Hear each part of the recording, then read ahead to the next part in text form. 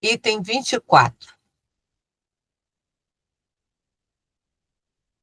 Reconhecemos igualmente que, apesar de a comunidade internacional ter adotado numerosos acordos para pôr fim à escravatura em todas as suas formas e ter lançado diversas estratégias para combater esse fenômeno, ainda hoje milhões de pessoas, crianças, homens, mulheres de todas as idades, são privadas da liberdade e constrangidas a viver em condições semelhantes à da escravatura. Hoje, como ontem, na raiz da escravatura, está uma concepção da pessoa humana que admite a possibilidade de a tratar como um objeto, com a força, o engano, a coação física ou psicológica. A pessoa humana, criada à imagem e semelhança de Deus, é privada de liberdade, mercantilizada, reduzida à propriedade de alguém. É tratada como um meio e não como um fim. As redes criminosas utilizam habilmente as tecnologias informáticas modernas para atrair jovens e adolescentes de todos os cantos do mundo. E é tão abominável que chega mesmo ao sequestro da pessoa para vender os seus órgãos. Isso torna o tráfico de pessoas e outras formas atuais de escravatura num problema mundial que precisa ser tomado a sério pela humanidade em seu conjunto. Porque assim como as organizações criminosas usam as redes sociais globais para alcançar seus objetivos, assim também a ação para vencer esse fenômeno requer um esforço comum e igualmente global por parte dos diferentes atores que compõem a sociedade. Conflito e medo. Item 25. As guerras, os atentados, as perseguições por motivos raciais ou religiosos e tantas afrontas contra a dignidade humana são julgados de maneira diferente segundo convenham ou não a certos interesses fundamentalmente econômicos.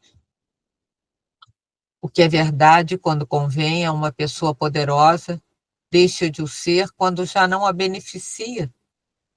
Essas situações de violência vão se multiplicando cruelmente em muitas regiões do mundo, a ponto de assumir os contornos daquela que se poderia chamar uma terceira guerra mundial por pedaços. Item 26.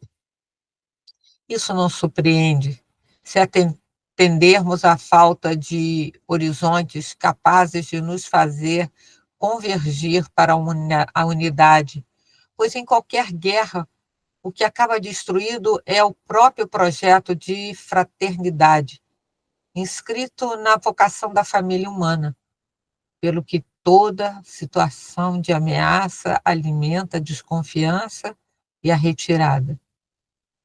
Assim, o nosso mundo avança numa dicotomia sem sentido, pretendendo garantir a estabilidade e a paz, com base numa falta de segurança, sustentada por uma mentalidade de medo e desconfiança.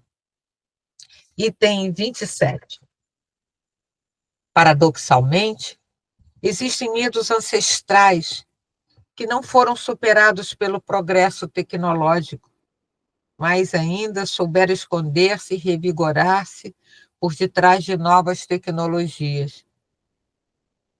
Também hoje, atrás das muralhas da cidade antiga, está o abismo, o território desconhecido, o deserto. O que vier de lá não é fiável, porque desconhecido, não familiar, não pertence à aldeia. Trata-se do território do que é bárbaro, do qual há que defender-se a todo custo. Consequentemente, criam-se novas barreiras de autodefesa, de tal modo que deixa de haver o mundo, para existir apenas o meu mundo.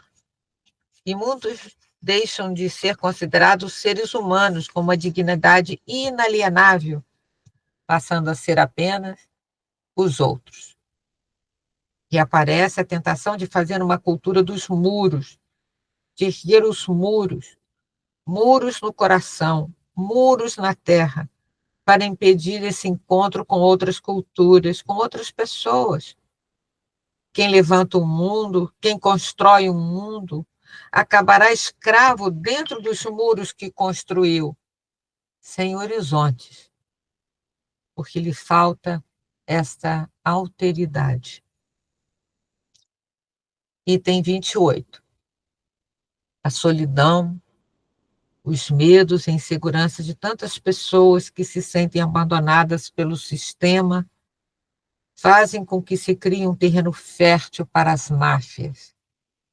Com efeito, estas impõem-se apresentando-se como protetoras dos esquecidos, muitas vezes através de vários tipos de ajuda, quando perseguem os seus interesses criminosos. Há uma pedagogia tipicamente mafiosa, que com um falso espírito comunitário cria laços de dependência ou subordinação, dos quais é muito difícil libertar-se. Globalização e progresso sem um rumo comum. Item 29.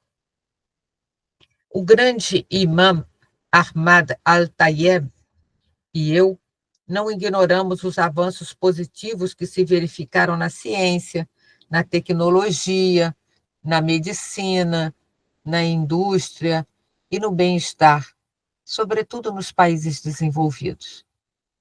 Todavia, ressaltamos que, juntamente com tais progressos históricos grandes e apreciados, se verifica uma deterioração da ética, que condiciona a atividade internacional, e um enfraquecimento dos valores espirituais e do sentido de responsabilidade.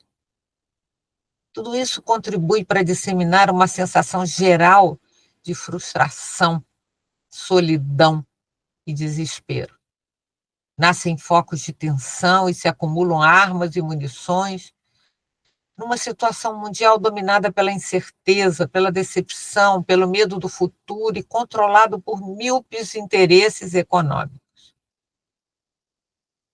Assinalamos também as graves crises políticas, a injustiça e a falta de uma distribuição equitativa dos recursos naturais. A respeito de tais crises que fazem morrer à fome milhões de crianças, já reduzidas a esqueletos humanos por causa da pobreza e da fome, reina um inaceitável silêncio internacional. Perante tal panorama, embora nos fascinem os inúmeros avanços, não descortinamos um rumo verdadeiramente humano. Item 30. No mundo atual, esmorecem os sentimentos de pertença à mesma humanidade. E o sonho de construirmos juntos a justiça e a paz parece uma utopia de outros tempos. Vemos como reina uma indiferença acomodada, fria, globalizada, filha de uma profunda desilusão que se esconde por trás dessa ilusão enganadora. Considerar que podemos ser onipotentes e esquecer que nos encontramos todos no mesmo barco. Essa desilusão que deixa para trás os grandes valores fraternos conduz a uma espécie de cinismo. Esta é a tentação que temos diante de nós, se formos por esse caminho do desengano ou da desilusão. O isolamento e o fechamento em nós mesmos ou nos próprios interesses nunca serão um caminho para voltar a dar esperança e realizar uma renovação, mas é a proximidade, a cultura do encontro. O isolamento, não. A proximidade, sim. Cultura do confronto, não. Cultura do encontro, sim.